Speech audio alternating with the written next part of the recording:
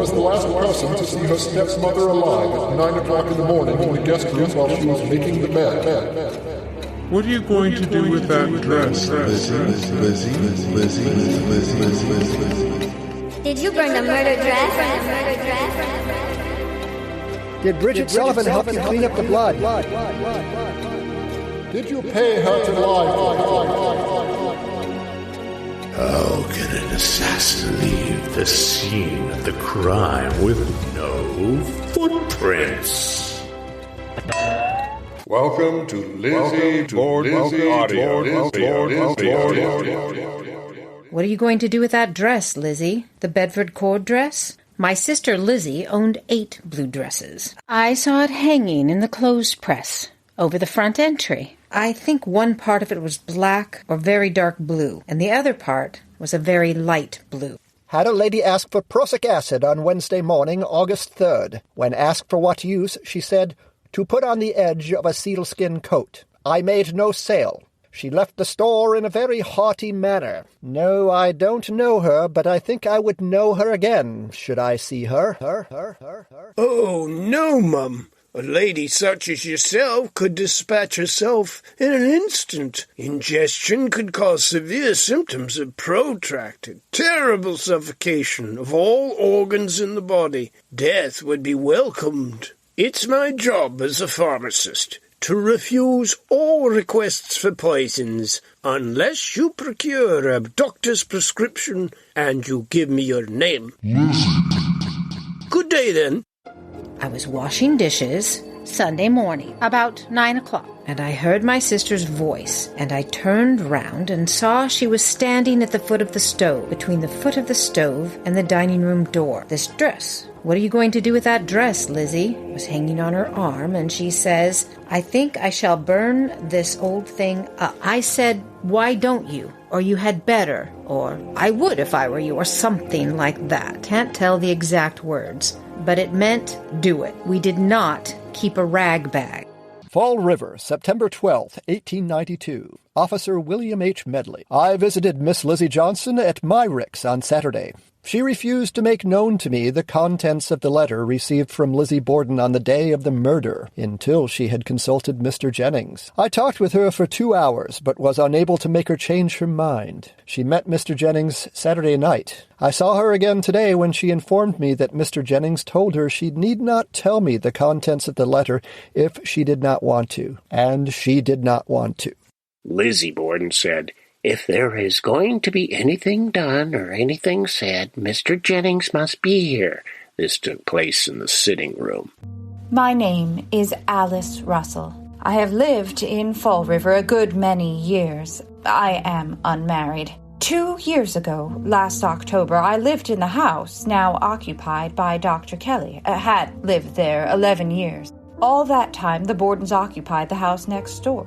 I was acquainted with the whole family. On the 4th of last August, I lived in Borden Street. I exchanged calls with Miss Lizzie Borden. She always received me upstairs in the guest room. About 7 o'clock on the evening of Wednesday, August 3rd of last year, she called upon me. She stayed till about 9.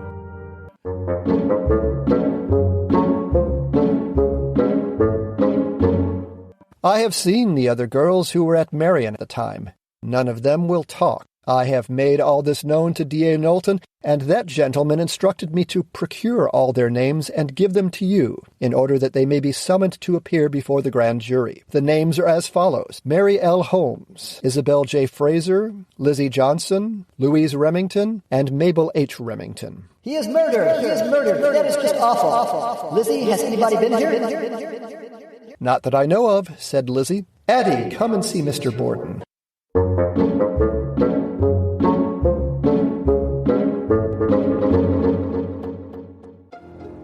Mrs. Borden had a black rubberized gossamer, and it is in the clothes press at the bottom of the stairs in the front landing. Lizzie kept her gossamer in the clothes press on the second floor, and it's still there. I heard Father several times talking loud recently, and I was afraid some of the tenants had some trouble with him. Miss Alice Russell came into the dining room, and she said she had told Mr. Hanscombe that she had told him a falsehood, and that the burning of the dress was the worst thing Lizzie could have done. And my sister said, "Why didn't you tell me? Why did you let me do it?"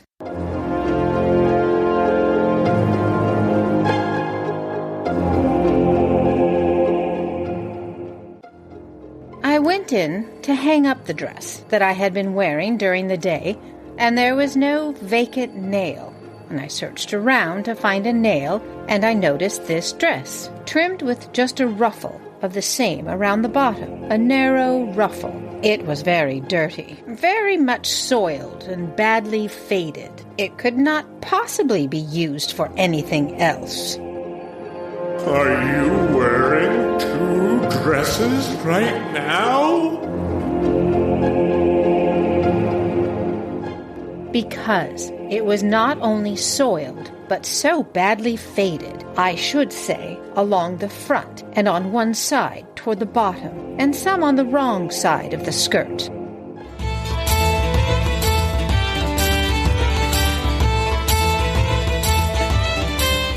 This is Officer Doherty on August 4th, 1892, at P.S. Brown's drugstore a day or two before the murders. Several sales were made and a number of persons refused. A description of those refused was obtained. None resembled the person who called on Eli Bence, but a lady requested a sale of poison from Clerk Gifford. She was refused. He could not give a description of her. Why did Bridget Sullivan move halfway across the country for the rest of her life? Did you pay her to lie for you? I looked for my stepmother's note in her little bag that she carried down street with her sometimes, and in her work basket. We also put an advertisement into the paper to find the boy that brought that note.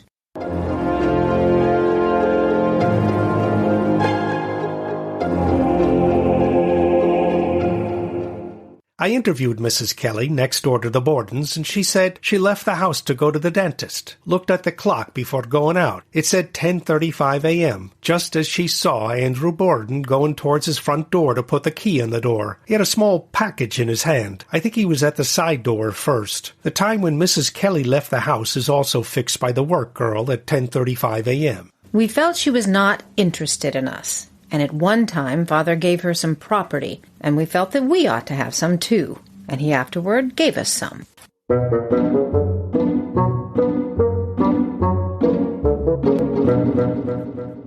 No, ma'am. I cannot sell you 10 cents of prussic acid. I'm afraid you would need a doctor's approval. Officers Doherty and Harrington interviewed James E. Cuneen, number 17 Freedom Street. The following report was August 4th, 1892, the day of the murders. I drove up 2nd Street from Morgan Street that day, and the only strange thing I observed was Dr. Handy's actions. His carriage was drawn up to the west side of the street, about opposite Dr. Kelly's yard. He sat in the buggy and was quickly turning his head from right to left, left to right. He seemed very nervous, and his strange actions caused me to look around to see what was the occasion of this. But I observed nothing. Before I reached where he was standing, he started and drove slowly down the street by me.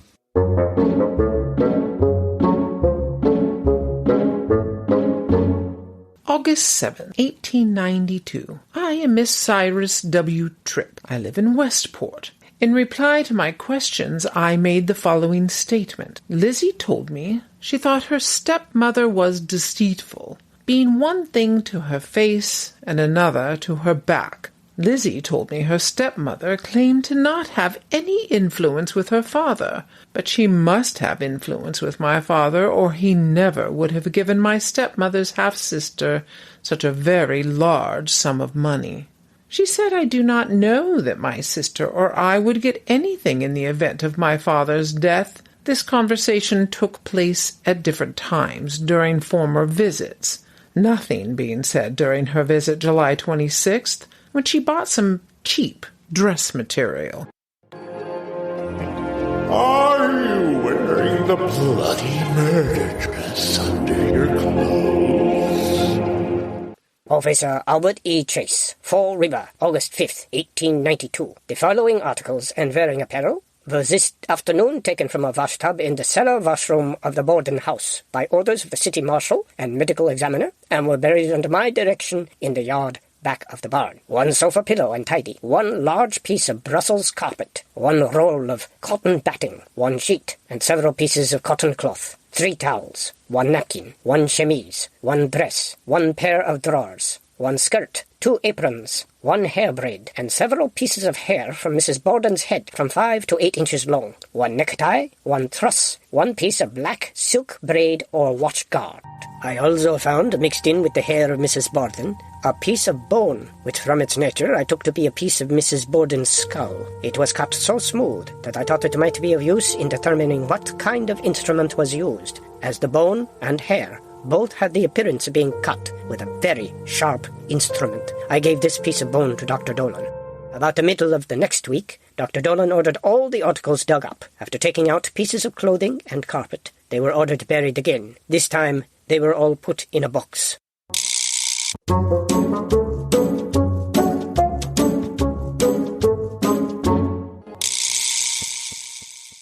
Why did Bridget Sullivan move halfway across the country for the rest of her life? Did you pay her to lie for you?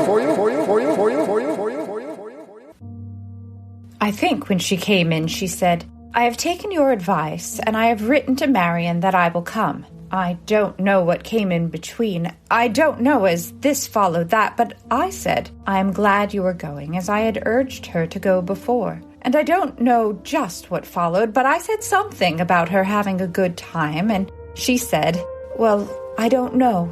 I feel depressed. I feel as if something was hanging over me that I cannot throw off, and it comes over me at times no matter where I am. And she says, when I was at the table the other day, when I was at Marion, the girls were laughing and talking and having a good time, and this feeling came over me, and one of them spoke and said, Lizzie, why don't you talk?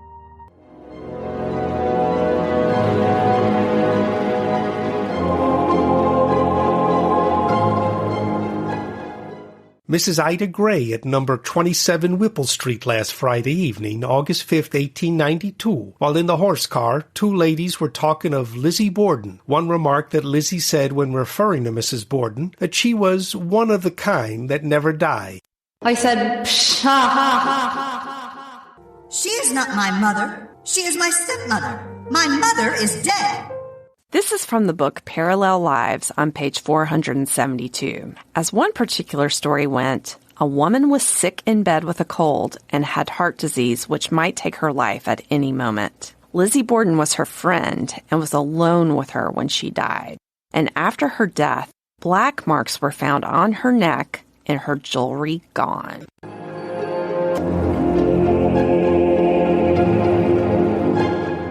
Engaged carpenter Maurice Daly to go to the Borden house about 1 p.m., the marshal, Mr. Seaver, and I. From there, we took a marble slat from the west end of the dressing case. A piece of molding that kept them up, and a board and a piece of plaster, too, was adhered to the wallpaper. Each of these articles had blood spots on them. Mrs. C.J. Holmes then asked, "Do you want the bedspread and pillow shams?" And the marshal replied, "If you please."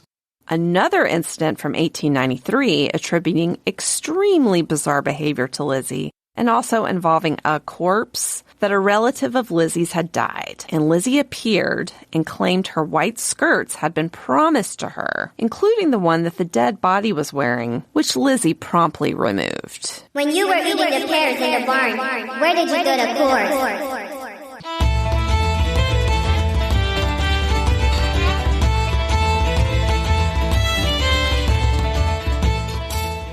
Friday, August 12, 1892. Officer Harrington at the Borden house all forenoon, assisting on the safe. Afternoon, Doherty, Medley, and I continue on the Frank Wade clue. Got a boat and rakes and went all over the pond where he saw the suspicious person. We pulled up much stuff and things, but failed to find the hatchet which he thought might be thrown there. We brought back to the station a paper bag which contained an old banana peel, which was tied up with a very long string. This was very suspicious indeed. We had Mr. Matherson, the superintendent of the Chase Mill, to see we did our work well. He expressed himself as being satisfied we could do no more in that line. The dress which I saw Sunday was neither calico nor cambric. It was a Bedford cord. I did not take hold of it nor examine it. Sunday morning, Miss Lizzie, Miss Emma, Mr. Morse, and I had breakfast together. Bridget was not in the house. I went upstairs after breakfast to put my room in order and left Miss Emma to do the dishes. I don't know if Miss Lizzie helped in that. When I came back and saw Miss Lizzie with the Bedford Cord Dress, it was broad daylight. There was a policeman in the yard. I saw no blood on that dress, not a drop. The edge of the dress was soiled. I did not actually see her put it in the stove. I am Mrs. Jane Gray, Mrs. Borden's stepmother. Things were not as pleasant at the Borden house as they might be. That is the reason I did not call on Mrs. Borden as often as I would have liked to. I told Mrs. Borden I would not change places with her for all her money. What I know about them is all hearsay. Mrs. Borden was a very closed-mouthed woman. She would bear a great deal and say nothing. She told me she and the girls were allowed an equal monthly allowance, but they had more out of it than I had, for I had to furnish the table coverings, the towels, and other small things for the house out of mine.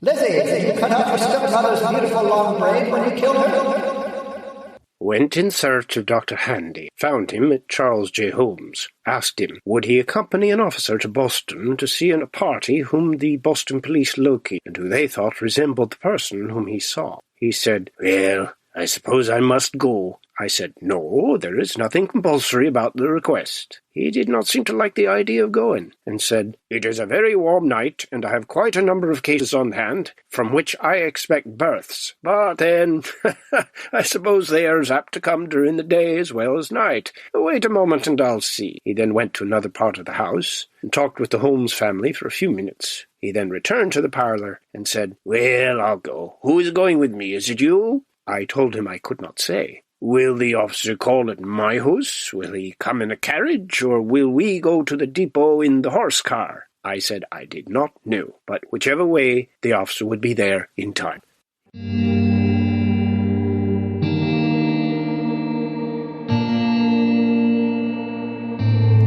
Baby girl dressed in blue, Mama died when she was 2.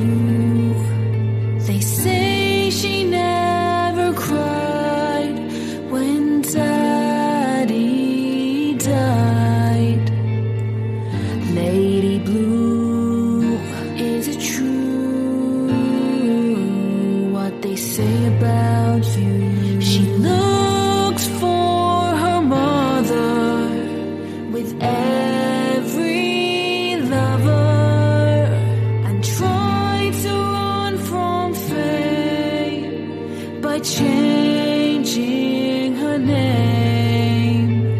Oh, Lady Blue, is it true what they say about you?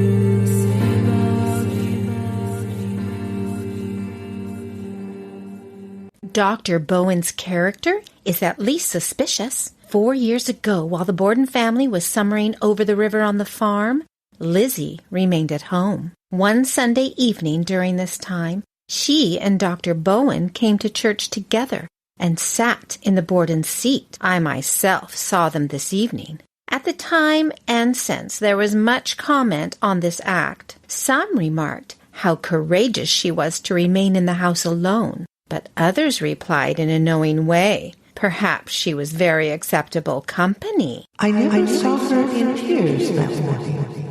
About the robbery, I think Mrs. Fish, or her daughter-in-law of Hartford, knows more or less about it. They wish to tell. About 15 minutes after this conversation, Miss Russell came to me and told me she would like me to come upstairs. She wanted me to see something. She led the way to the southeast bedroom and pointed to something that lay on the floor under the bed. She said, "What's that?" I picked it up.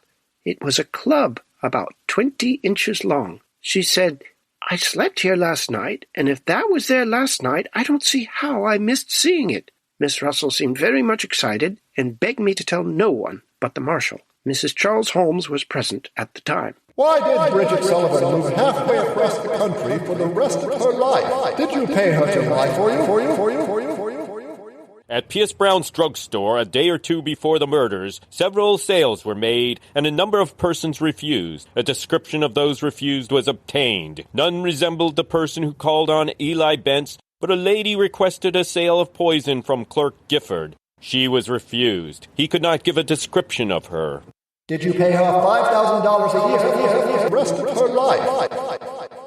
A piece of wood was taken from the west casing of the door which leads to the dining to the sitting room where Mr. Borden was murdered. This piece of wood had a splatter of blood on it. There was also taken one pair of ladies' low-tie shoes and one pair of ladies' black stockings.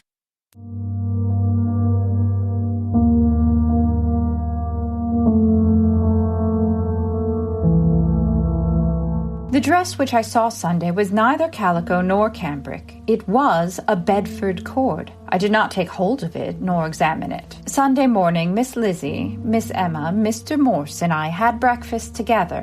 Bridget was not in the house. I went upstairs after breakfast to put my room in order and left Miss Emma to do the dishes. I don't know if Miss Lizzie helped in that. When I came back and saw Miss Lizzie with the Bedford Cord Dress, it was broad daylight. There was a policeman in the yard. I saw no blood on that dress, not a drop.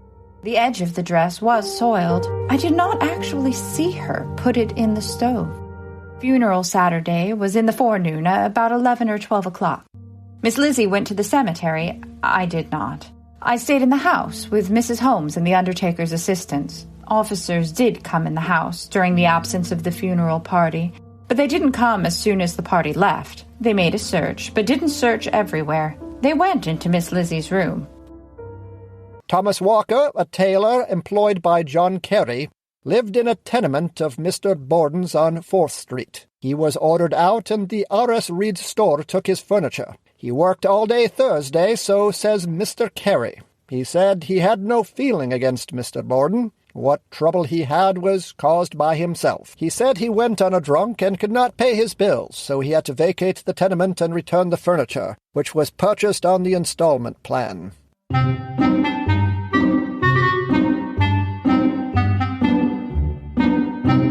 When Lizzie went upstairs, I went upstairs with her. At least, I have always thought so. She had not yet changed her dress. She said, "When it is necessary for an undertaker, I want Winwood."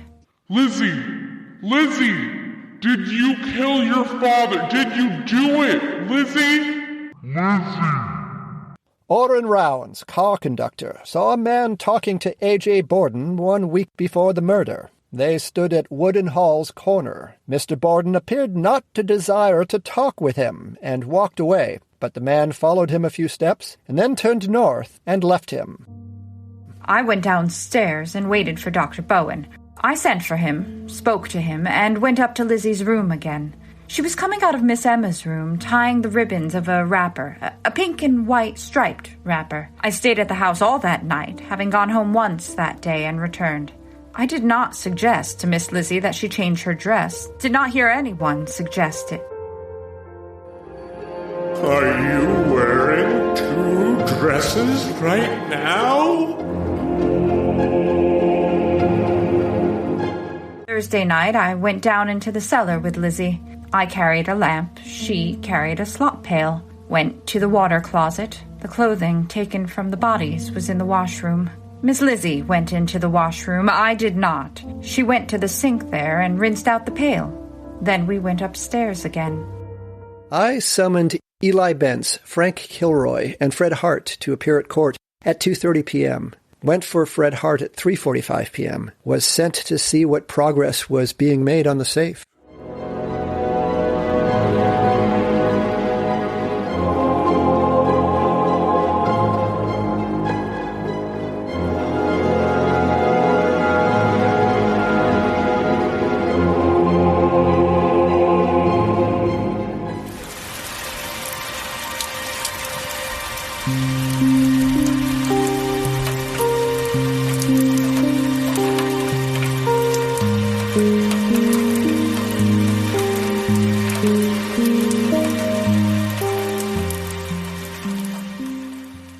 On the 6th day of October, Curtis I. Peace of Westport came to Fall River and met Mr. A.J. Jennings, Lizzie's attorney. I found Mr. Peace first met Lizzie Borden at the house of the Tripps about 10 years ago.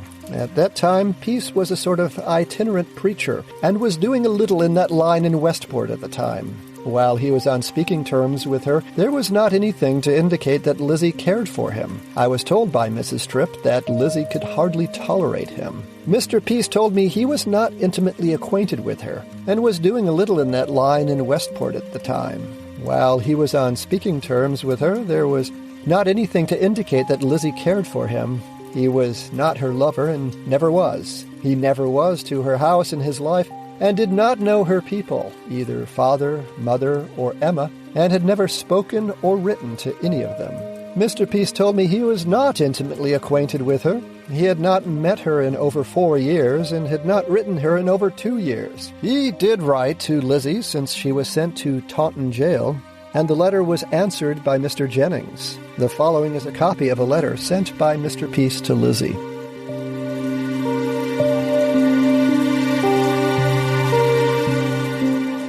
Westport, September 20th, 1892. To Miss Lizzie, with friendly greetings. I am very anxious to meet you, and as I cannot presume upon your presence without your permission, would you be so kind as to appoint a day for me to visit you as soon as convenient? I can come any day or hour. Please not deny this one request. Believe me, you have my deepest sympathy and constant prayer. I am sincerely yours, Curtis I. Peace, Westport, Box 34.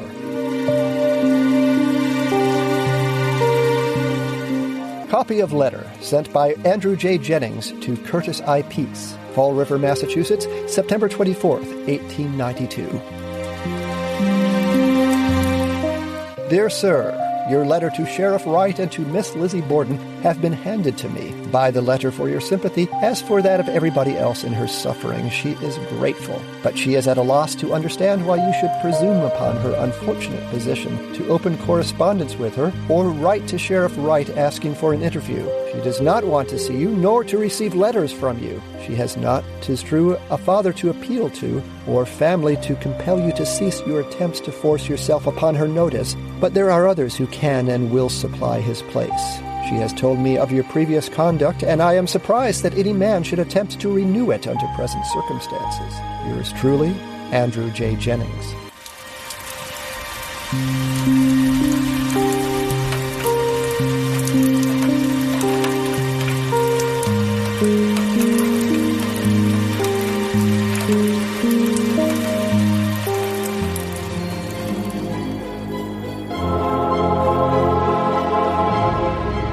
The Commonwealth will prove that there was an unkindly feeling between the prisoner and her stepmother, that upon Wednesday, August 3rd, she was dwelling upon murder and preparing herself with a weapon which had no innocent use, that upon the evening of Wednesday, August 3rd, she was predicting disaster and cataloging defenses, that from the time when Mrs. Borden left the dining room to go upstairs for this momentary errand, up to the time when the prisoner came downstairs an hour later from this hallway which led only to her chamber and that in which Mrs. Borden was found, there was no other human being except the prisoner at the bar present. That these facts were the acts of a human being, that they were the acts of a person who, to have selected time and place as it was selected in this case, must have had a familiar knowledge of the interior of the premises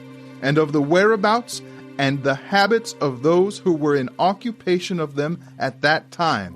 We shall prove that this prisoner made contradictory statements about her whereabouts, and above all, gave a statement vitally different upon the manner in which she discovered these homicides. We shall prove beyond all reasonable doubt that the death of Mrs. Borden was a prior death. Then we shall ask you to say, if say you can, whether any reasonable hypothesis, except guilt of this prisoner, can account for the sad occurrences which happened upon the morning of August 4th, 1892. Did you burn the murder dress?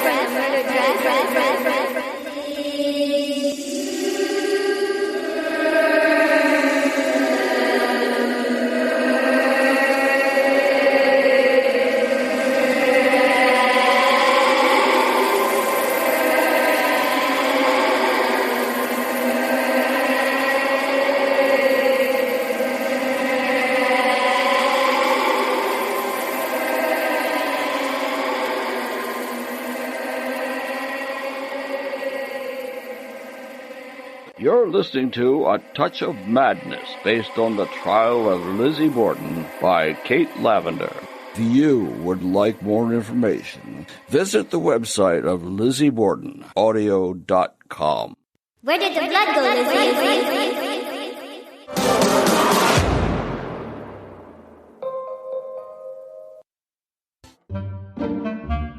Transcriptions of the witness statements of Lizzie Borden, provided with permission by Stephanie Corey and LizzieAndrewBorden.com.